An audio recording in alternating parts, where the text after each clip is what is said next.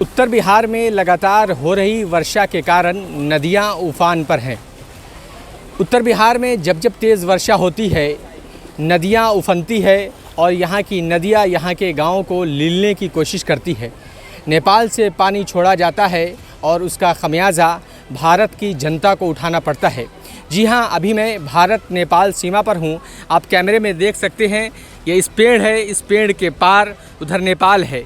ये वो जगह है जहाँ पर भारत और नेपाल के बीच सहमति न होने के कारण अभी तक बांध का मरम्मत कार्य नहीं हो पाया है, या यूं कहिए सीधे लफ्ज़ों में कि बांध को नहीं बांधा गया है, जिसकी वजह से यहाँ हर साल तेज़ पानी आता है और इसी रास्ते भारत की तरफ तेज़ पानी जाता है, जिसकी वजह से यहाँ के दर्जनों गांव और लगभग 1 लाख की आबादी वाला ये पूरा क्षेत्र प्रभावित होता है।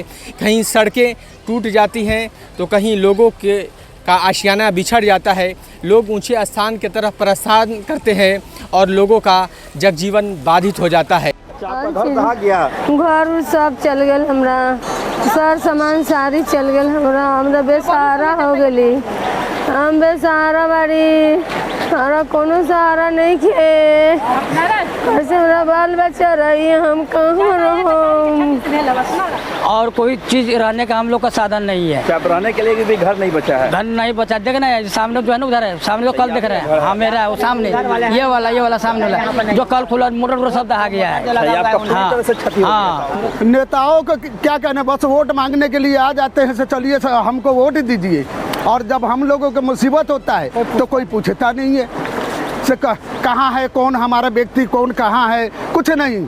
कहाँ आज तक अभी तक कोई नहीं आया है। 2017 से हम देख रहे हैं। अगर इलेक्शन और वोटर के टाइम अगर होता तो 24 घंटे रात और दिन दोनों बराबर करके दौड़ते एक दूसरे के दरवाजे पर, लेकिन आज के डेट में हफ्ते दिन से जो क्षति हो रहा है कोई नहीं उलट के देखने के लिए आया, कोई नहीं पहुँचा है अब तक। मिलेट टाइम्स को आपकी ज़रूरत है, हमारी आप माली मदद करें। हर महीने सिर्फ 100 रुपये और 1 साल के लिए 1 साल सिर्फ 1000 रुपये।